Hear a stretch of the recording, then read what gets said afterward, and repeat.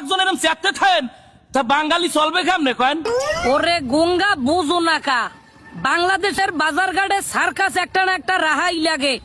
মনে করো কিছুদিন সার্কাস দাইবে কাঁচামরিচ, তারপর ডিম, তারপর পেঁয়াজ, ওরা সবাই হাঁপাই গেলে হেইকেলে দায়িত্বটা আমার ঘরে, হেইকেলে আমি সেতি। তা বাজার ঘাটে, বাংলাদেশের বাজার ঘাটে এরমের সার্কাস চালান লাগে। না চালান তো মোটে কম চালাইতেছেন না, হোমানে চালাইতেছেন। এই রকমের ইন্ডিয়ার নাটক সিরিয়ালের নাহান পর্বে পর্বে যদি চালাইতে থাকেন তা বাঙালি খাইবে কি?